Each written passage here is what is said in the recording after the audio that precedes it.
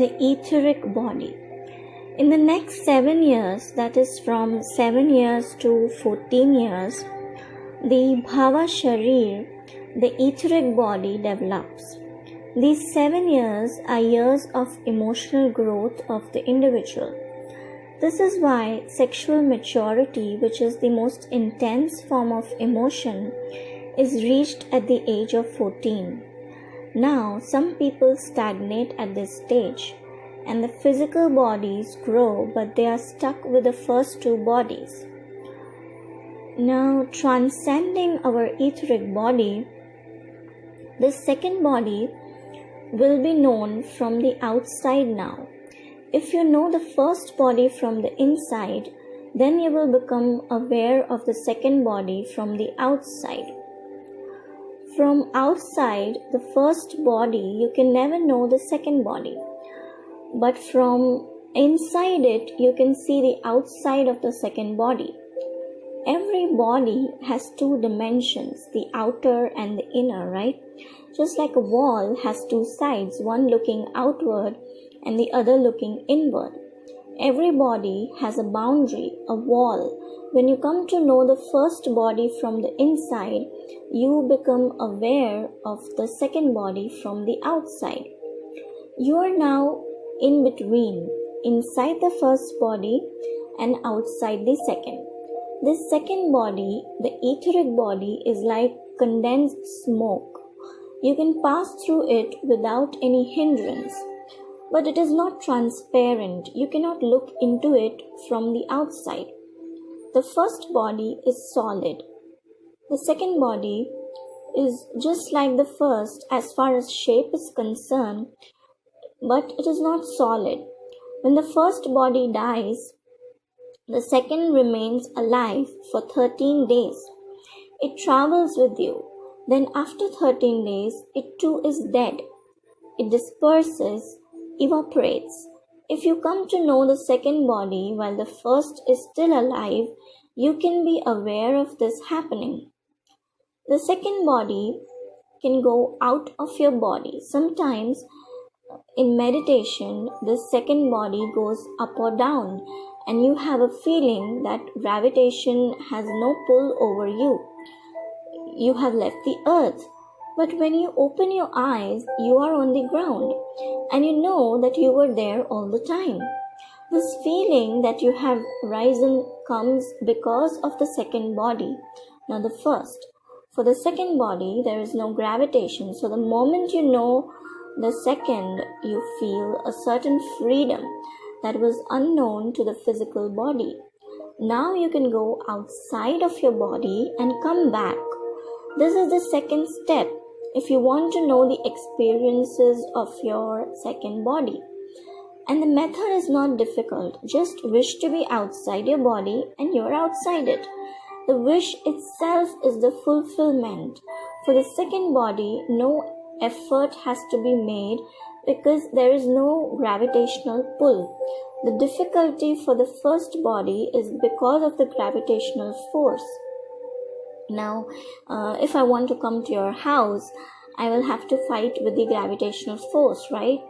But if there is no gravitation, then the simple desire will be enough. The thing will happen.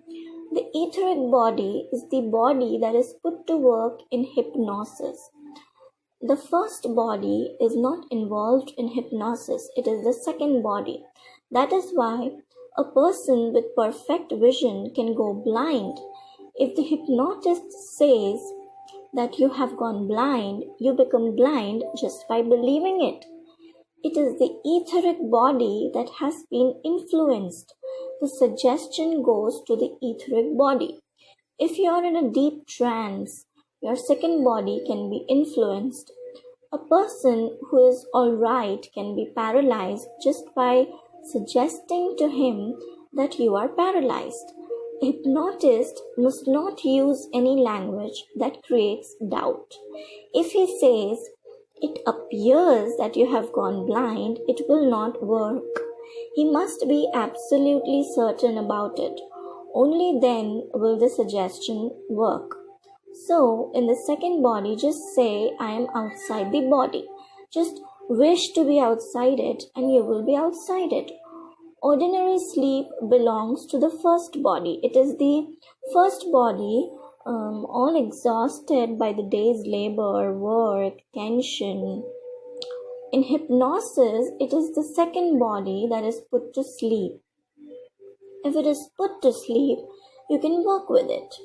When you get any disease, 75% of it comes from the second body and spreads to the first.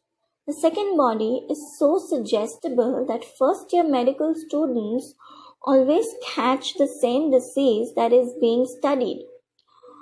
They begin to have the symptoms. For example, if headache is being discussed, unknowingly everyone goes inside and begins to ask, do I have a headache? Do I have these symptoms? Because going inward affects the etheric body. The suggestion is caught and headache is projected, created. The pain of childbirth is not of the first body, it is of the second. So through hypnosis, childbirth can be made absolutely painless just by suggestion. There are primitive societies in which women do not feel labor pains because the possibility has never entered their minds. But every type of civilization creates common suggestions that then become part and parcel of everybody's expectations. Under hypnosis, there is no pain. Even surgery can be done under hypnosis without any pain, because if the second body gets the suggestion that there will be no pain, then there is no pain. Every type of pain and every type of pleasure too comes from the second body and spreads to the first. So if the suggestion changes, the same thing that has been painful can become pleasurable, and vice versa. Change the suggestion, change the etheric mind, and everything will be changed. Just wish totally and it will happen. Totality is the only difference between wish and will. When you have wished something totally, completely, with your whole mind, it becomes willpower, right? If you wish totally to go outside of your physiological body, you can go outside it. Then there is a possibility of knowing the second body from within. Otherwise, not. When you go outside your physical body, you're no longer in between, that is inside the first and outside the second. Now you're inside the second. The first body is not. Now you can become aware of your second body from the inside, just as you become aware of your first body from the inside. Be aware of its inner workings, its inner mechanism, the inner life. The first time you try, it is difficult, but after that you will always be within two bodies, the first and the second. Your point of attention will now be in two realms, two dimensions.